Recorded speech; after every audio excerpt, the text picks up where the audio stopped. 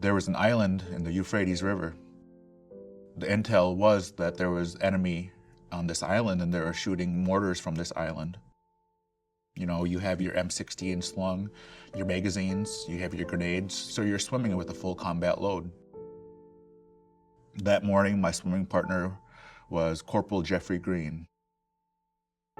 We were probably maybe 15 feet from the island, and I told Corporal Green I was gonna try to touch the bottom, and I couldn't touch, so we started swimming again. By the time I got from that 15 feet, you know, I swam that 15 feet where I tried to touch, I ended up getting to the island, and I turned around and Corporal Green was gone. I always wondered, why me? Why didn't I get hurt? Why didn't I get shot? Why didn't I get killed? You know, why did these guys have to die? And you know, they remind me to get up and, you know, make the most of my day. Well, when he came home, definitely changed. He was home, but he brought the war back with him, I think. And I didn't see the day-to-day thing, but I know later on he told us there was 4 or 5 times where he was thinking about suicide. And the hardest part is that we all loved him so much and we couldn't help him. I had a really hard time with the transition from military to a civilian life. I had a hard time sleeping. If I wasn't blacked out drunk, I would have bad dreams. And, you know, that was my way of coping with the problem, was blacking out. So I drank to try to solve my problems. The New Year's of 2007, I ended up meeting this girl named Lara. My name is Lara, and I've been dating Brandon for going on 8 years on New Year's. This VA appointment had come up, and I was unsure on if I was gonna go or not, but, you know, all I needed was that one person to tell me, yes, do it. And I went.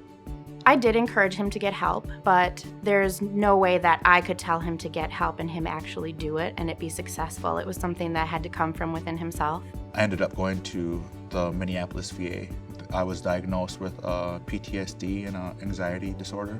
They have plenty of awesome doctors and all these programs. I used the Montgomery GI Bill. I went to school in Eau Claire, Wisconsin at Chippewa Valley Technical College and got 2 associate degrees, one in business management and one in marketing. I think the GI Bill allowed Brandon, it prepared him for his entrepreneurship. He started his own P-Dub Productions, and looks to me like he's off to a roaring start.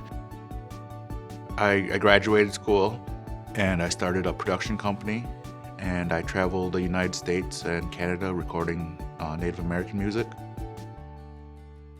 As an economist, I'd say we got a good return on our investment.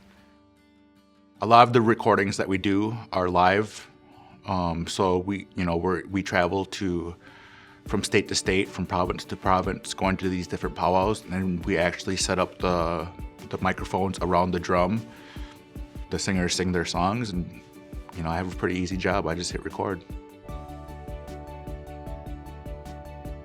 Anything that you might have going on, that's what the VA is for, and there are plenty of people there to help you. So just, I think, ultimately supporting each other and loving each other, come what may. I couldn't ask for anything more right now. I'm really happy where I'm at right now.